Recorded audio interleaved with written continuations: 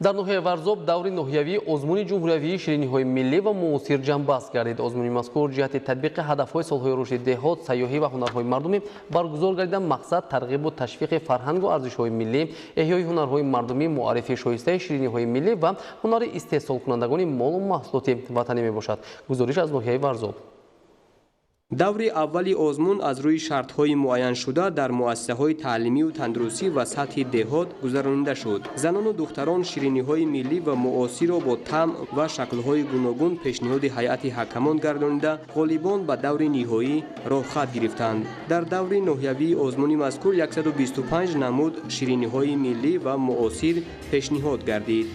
این محصول دستی خودم می باشد که این نام دارد تورت بیسکویت، به اون نام گذاشته ایم تورت بهاری. ترکیبش از آرد، تخم، شکر و موادهای کاوا کننده عبارت می باشد. بسیار گلدختران ما از این آزمون خرسند شدند، زیرا آنها از محصول دستی دیگر دختران واقف گردیدند و اینچنین همون هنرهایی که داشتند همون هنرهای خود را رشد دادند.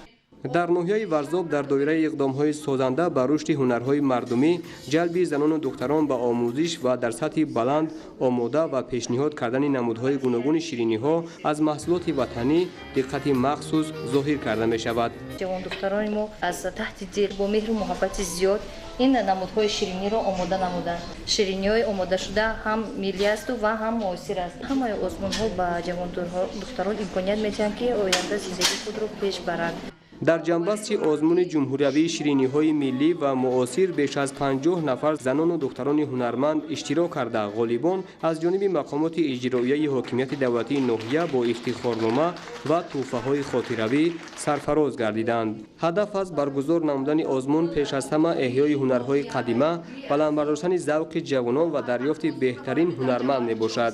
дар Фарҷон баҳри болидарӯҳии иштирокдорони озмун аз ҷониби аҳли фарҳанги ноҳияи Варзоб барномаи рангини фарҳангӣ доир карда шуд. Зоиршои Тағоимурод, Хуршеди Азиз, ноҳияи Варзоб, Ахбор.